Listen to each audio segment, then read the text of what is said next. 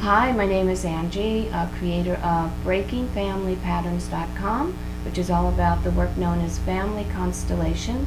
And we are here interviewing Gary Stuart, who is a facilitator 10 years of this amazing work here in Southern California. Gary, we're going to jump right in. Sure. And we are again talking about the very insightful and subtle realities of constellation work. I'd like to know about the invisible dynamics. We were just talking about that. Can you give us any further information about what else is invisible in the constellation work? Yes. Well, one of the most amazing thing, Bert Hellinger, he has a lot of books. He kind of discovered these. His first book was called The Hidden Symmetry of Love. And he's really a pioneer because he started showing us what he noticed was invisible. And then we started to see, so I believe one of his greatest discoveries that he's given to the world and humanity during his lifetime, which I'm so fortunate to have him as a teacher and a mentor, is that the invisible dynamics really show that there's an order of love. To me, that's one of the most, outside of the constellation process, which is incredible, just the fact that there's an invisible order of love in all family systems. Okay. Now you have to explain Absolutely, what that means. That's why we're here. That's why we're here. Order of love would mean? So if we start to look at the hierarchy of the generations who came before us, you could say we emanated from Spirit, the Big Bang, God, whatever your belief is. I don't judge anyone as better than the other. They're all valid. They're all equal. Then when we start coming into our human family, it started with the great, say 7 generations, to kind of quote the Bible a little bit, 7 generations before us. So whatever that 7th generation of the great, then they come first in the system. Then the 6th grades come. Then the 5th grades come. Then the 4th grades come. Then the greats come. Then our grandparents, which we're closer to. Then our parents, which created us. So here's a whole lineage. And if you did a height diagram, the great-greats would be the highest. Then it would go in descending order to us, the littlest ones in the system.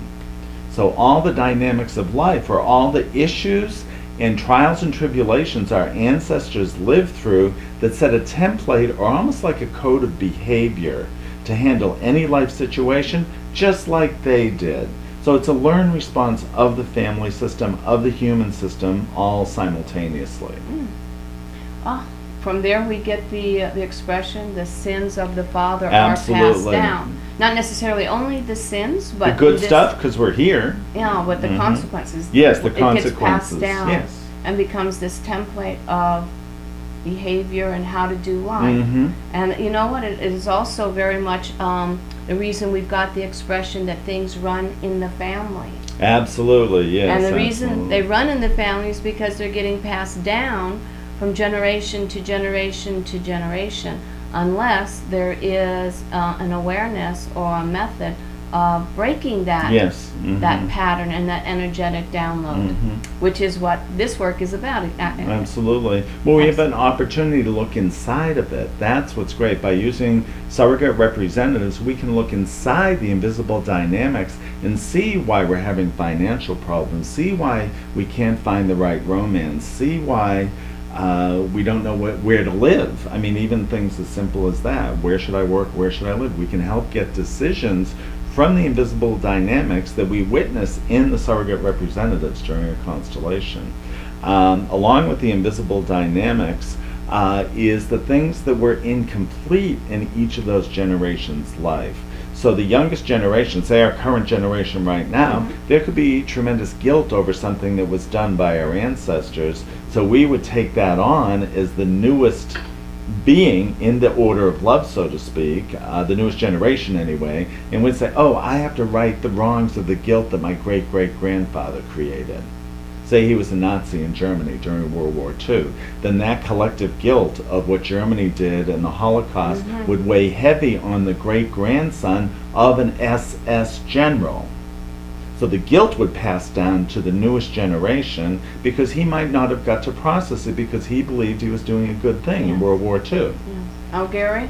Yes. How conscious would that newest generation be of that guilt that is literally and there as a reality is there any conscious awareness of it, or is it totally in the field as an unconscious experience? It's both. Where it's that recent and there's historical documents that that child could be in school and read about Nazism, the Holocaust and World War II, it would be in its current consciousness because it's history.